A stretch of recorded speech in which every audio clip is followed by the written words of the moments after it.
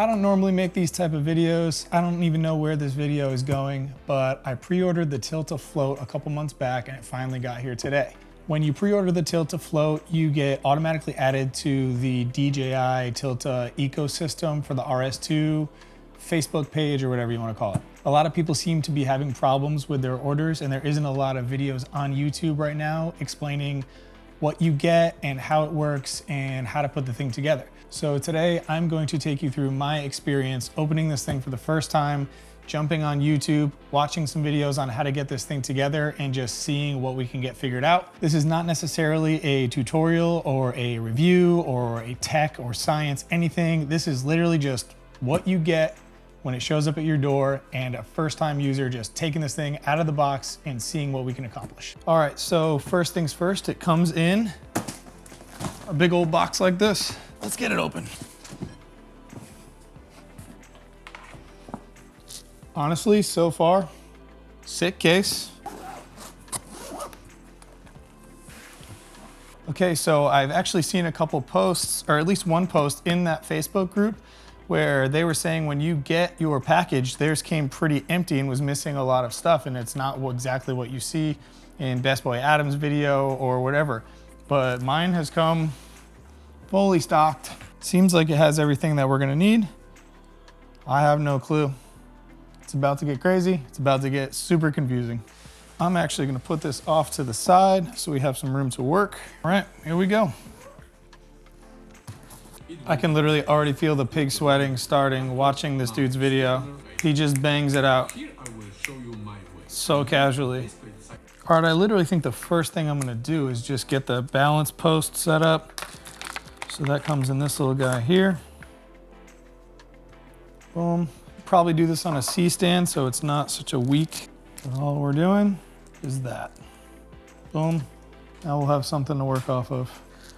So this comes with absolutely no instruction manual whatsoever. No assembly, no nothing. So I think my best bet is to just lay some of the parts out here on the table and pull up their video and watch the subtitles to really try and figure out how to start putting this thing together. Okay, so it looks like step one is to connect two V-mount batteries to the plate. A couple sticky guys on here, protecting your connection, that's cool. I unfortunately have two different size V-mount batteries, so I can already see this being a problem later when I go to balance. There's just no way that it's like that. A couple release buttons on the side, that's good. How are we doing, Doss? No. Everybody here knows that this video is gonna be shot. People are gonna be coming in and out all day. I don't know what I'm doing. We don't know how this is gonna go. I'm on step one. No, you can come in as much as you want. So what's going down? Yeah, in and out as much as possible would be sick. I feel like I'm already doing this wrong. There's just no way that it has to mount like this. This makes no sense to me. This literally what this video is showing people this is the box. There's no instruction manual. This is what it's gonna be like when you buy this thing. You know what I mean? So I'm here just trying to figure it out, and hopefully you can figure it out too. Hopefully this helps somebody. Hopefully it helps me, you know what I mean? His are a little off center from each other, okay. All right, so in the Tilta video, his are off center. So I guess we are on the right track. You would just think it would be a little bit more, I don't know, that seems crazy. Whatever, let's keep it moving. Okay, so next step is to attach the mini tripod to the bottom here from your RS2. Unfortunately, I have that on my Ronin right now. It's gonna kind of have to sketchily lay on its side for a little bit. I'm sure there's a better way of doing this, but I'm trying. So we're screwing this right in the bottom here, and we've got our bottom. That's what's up. Okay, this next part is gonna be a little confusing because the Tilta assembly video and Best Boy Adam's video, they didn't have to do this. Best Boy Adam was using a different battery mount, so he didn't need to do this, and they didn't have this piece yet when they made the Tilta assembly video. So what I believe you need to do is remove this NATO rail and replace it with this multi-directional rail here. I could be completely wrong, but we won't know for a minute. All right, so I pretty much think I have this part figured out. This NATO rail does come off. These two screws in here just get insanely tight and you feel like you're literally breaking your new float. But after just getting them out, they come out, you know what I'm saying? So then you have this bag that comes with these two pieces. This new NATO rail clamp screws into where that piece was. So you're replacing it with this, get those nice and tight. Cool, and now you have your 4-way adjustable plate that slides right in. Now you can move this way and you lock it off. And what seems like the next step will be the beast can now slide on this way. And once that's tight, eventually, you will now be able to balance this way and this way. We're dreaming. We're getting there. It's confusing. Step by step, we will get this done. Okay, so now we'll be installing the monitor bracket. This seems like it just goes around here. Something like that. And tighten down. I'm sure this is going to take some adjusting later. And as we've learned, the controller takes a GoPro battery. I believe it's 6, 7, or 8. Just one of the weirdest things that a company could have done, and it doesn't come with it, so you have to have a GoPro battery, which I think is kind of wild. So you get that plugged in there. Hopefully it's easy to take out. There's no door to close, you just jam it in there. And then on our front here, wish I could get a little tighter for you guys. Also, before you put the controller in, there's a DF-TF switch here. And I didn't know what that was because I don't use follow focus, but that is to switch between the Tilta Nano and the DJI Focus, whatever theirs is. So that's what that is. So when you go to pop this into the holder here, the Tilta logo goes towards this big screw and the joystick goes towards the float itself. And it's in. Next, we are going to install the phone mounting bracket, and it is pretty casual. It is just a cold shoe, slides in here, tighten her down, and you're dreaming. Okay, I think I literally need to drop my table down to see the rest of this, or you guys won't even be able to see. Let's see what we can do. Okay, this next part is pretty heavy. We are finally going to install the power supply plate for the RS2.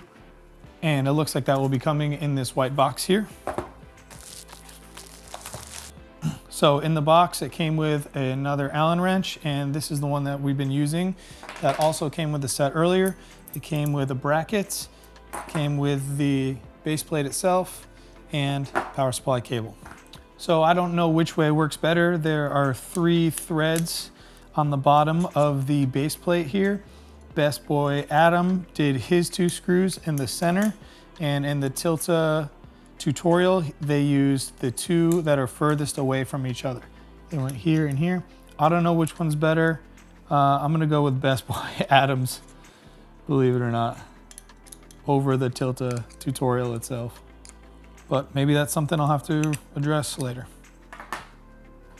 Okay, next step is pretty crazy here. We're going to put the base plate onto the Ronin itself. So here we have the Ronin. We are going to detach our battery. We are going to attach the new base plate, lock it in there nice. And I guess we're putting this thing on here. Wait, no, we're not. I'm jumping the gun. And our next step will be to put on the holding bracket, which looks like it slides up. Dude, your boy is a mess. Next step will be the holding bracket. So you have it here, you slide it up, it lines up with this hole at the top. Grab your Allen key, get it tightened down. Now we got some support. Dreaming. Now, one of the dream moments in this process is getting the gimbal on this bad boy for the first time. And one thing they mentioned in the Tilta video is you want to make sure both of your power on your gimbal and on the float are facing the same direction. Slide it in, center it up, lock it down. Now, one of the problems that I've been seeing in the forum is that there is now a gap. You will not be able to see it from where I have the camera, but The NATO rail here is much bigger and there's a gap on both sides. So hopefully it's strong enough to not affect anything. I've also seen someone, when they tighten this all the way down, their NATO rail will still slide. Mine will not do it. So we're good there. Now another fun part we got going is power. We have D-tap to LEMO here. And let's see how that goes. So it looks like we will be plugging this directly into our battery itself. Might have done some shit wrong right from the jump, so you gotta do a little backtrack. Might have done this whole rig upside down, which is good to figure out now. Okay, let's address the camera. You have to make sure that you install your NATO plate on the side so your D-taps will be up, or else they'll be facing down, and it's a big old issue. So I had to take the whole thing apart and switch this around, but it should just take a minute. Cool, so just like that, we're back in the game. The D-tap is now facing up with a quick switch, and you can wrap this around or do this part however you want to do it. I might keep it loose for now because I feel like I just need to. We're in there. What's next? Cool, so next easy step is the LEMO 2-to-2 pin, which is going to connect power from the float system to the base plate, which should power the whole thing. Right on. Okay, so now we're going to install the wireless control receiver here. This goes right on the RS2. Line up the pins. Okay, so Tilta Video is claiming next thing we do is turn on the gimbal, which seems crazy. It fired up. I mean, it's getting power from these V-mounts through the rig up to the gimbal. Awesome. So far, so good. And now to fire up the remote, which it says sleep on the bottom, and that is also the power button apparently. Oh, you hate gimbal control, poor. Calibrate gimbal. We're calibrating. It's shaking. We're calibrating. Calibration failed. We're auto-tuning. What's going on? You're seeing it live. Calibration failed. Hate to see it. It's going crazy. We're gonna pause the motors real quick. All the motors are unlocked. What does that mean?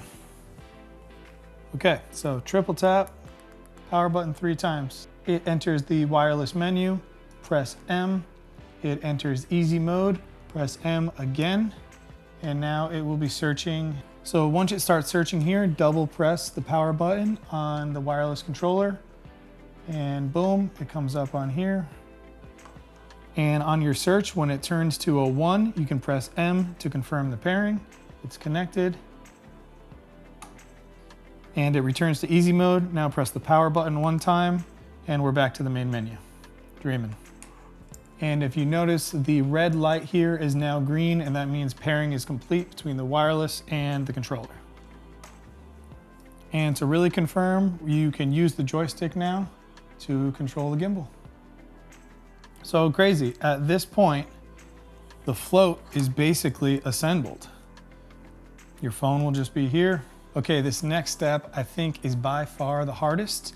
I've never used a Steadicam in my life before, so this will be my first time ever trying to balance anything like this. The gimbal itself has been pre-balanced when it was on the handle, so that should be good to go. Now I'm gonna go through the steps that I can find in how to balance this, and you probably won't be able to see it very well from there, but we're gonna do our best here. The first thing I'm gonna do is actually take off the wireless controller because it seems like it'll just be in the way. Okay, so first things first, we want to get it horizontally balanced. If I let go right now, the batteries are ultra heavy for this, so we need to get more weight to the front. So the way we do that, first of all, we can shorten it by bringing our batteries closer to the center, and that is still not even close to enough. Just loosen this guy. There we go. That's very easy. starting to fall back a little bit.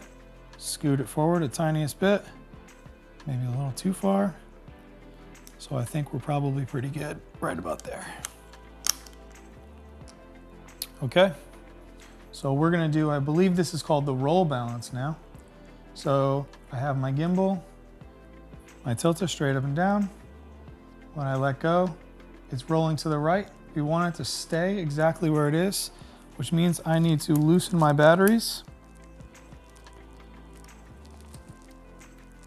and slide them slightly in the opposite direction, which isn't super easy, but I'm sure we'll get the hang of it at some point here. It's rolling towards me, so we will push it away slightly. Nice, there it is. Okay, so not too bad of an experience. First time ever doing a steady cam stabilizing.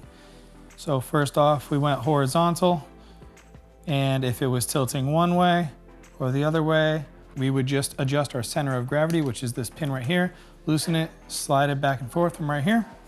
And then next would be our roll. I know this isn't perfect, but if I face the screen towards me, and it will roll up to center. And if I face it to the right, it will also roll up to center.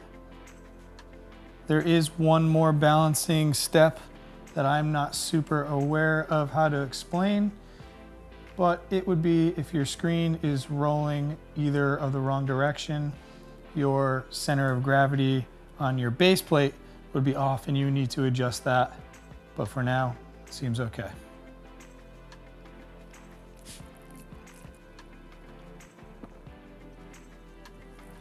Quick little lunch break, no big deal. Okay, so I think I have it balanced to the best of my current abilities. It's my first time ever doing it, so I don't really know. The next step here is to get this belt on, and then we have to do all the balancing of the belt as well. Okay, so the first thing we're gonna do is put the arm bracket into the receiver. You can put this on the left side or the right side. I'm gonna go with the left side. I don't know if I will commit to that, but for now, that's what we're gonna try. And then the next step is to put on the belt.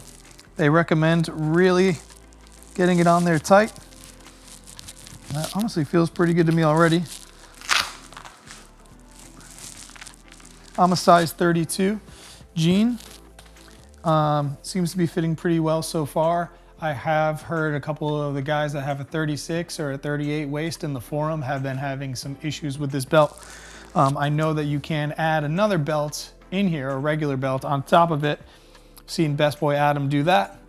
I do not have the backrest on yet or any of the shoulder straps. I'm gonna leave that off for now and just see what the bare minimum feels like. So it looks like the next step will be to take this arm, simply pop it through here and tighten it down. I chose to put it on the left side. I don't know if I'm gonna like that or not.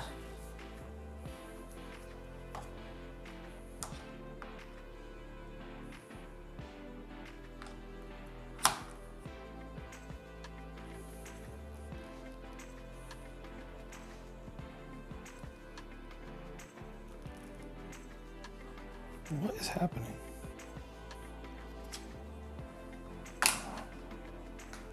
This is crazy. What's going on here? Okay, so I instantly changed my mind and decided I want this to be on the right side now. So it is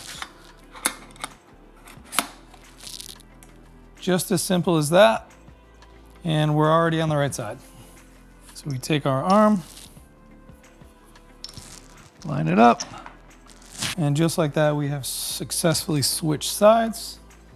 And if we are ready, there's just gotta be another, something more than that.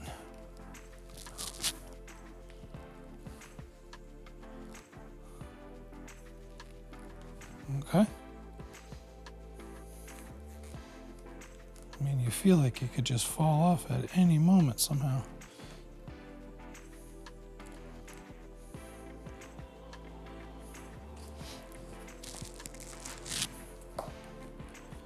I know I'm not ready to go yet, but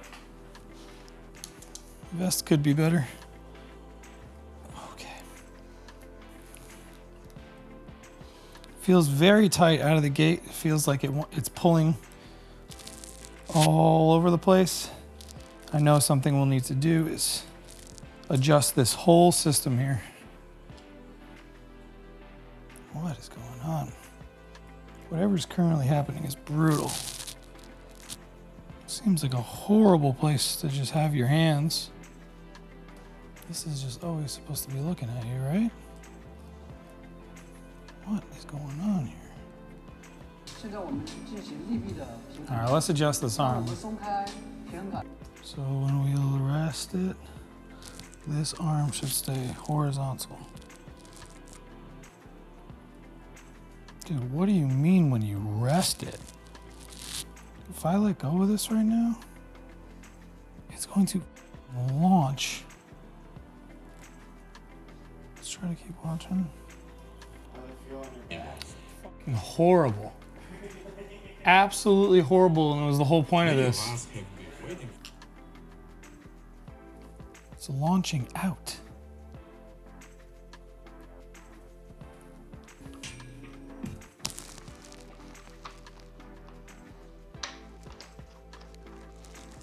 Okay.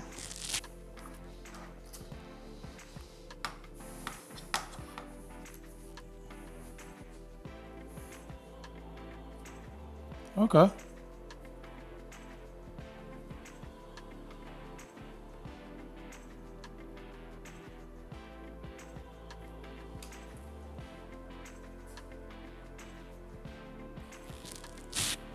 Okay, so from my understanding, you adjust both of these guys so that they're both horizontal, kind of when you let go, which is good.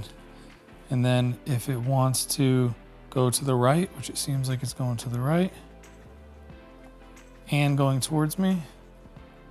So right now it's going to the right, which means I need to loosen this side.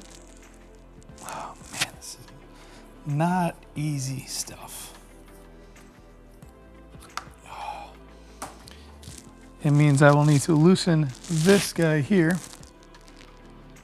which is out, and I will need to turn it inward slightly and then retighten, which I can already tell that was too much.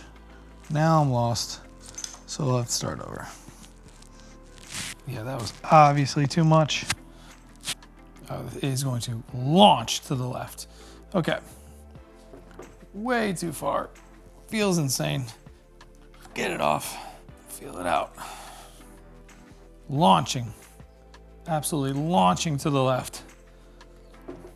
Take it back off. Not an easy task. Loosen that same bolt. Oh, not you. Loosen this guy. Turn the whole rig to the right. Tighten it back down.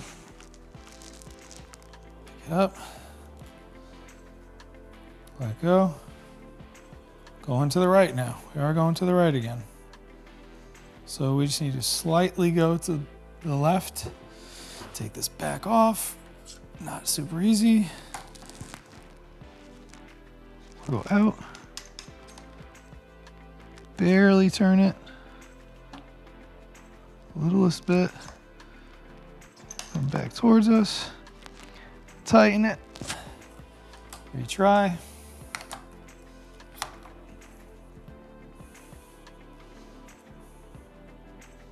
We're launching to the right. It's too much. It's unusable. Definitely going to the right, at the very least. Let's fix that. If it's going to the right, that means it needs to be adjusted to the left. Doesn't have a very smooth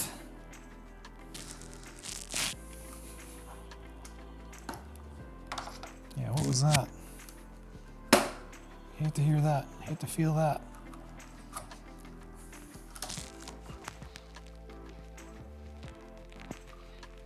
I can just already see it's now going to be launching to the left.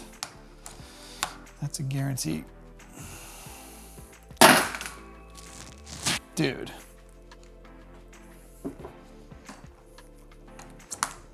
This thing's wild, bro. Tighten it up all the way and it bails out. All right, it's fully loose. Let's try this again. Let's try it just straight up and down. Tighten it up. 1,000 cranks. That's as tight as it can go. Back on the rig. Just could not want to launch to the left harder.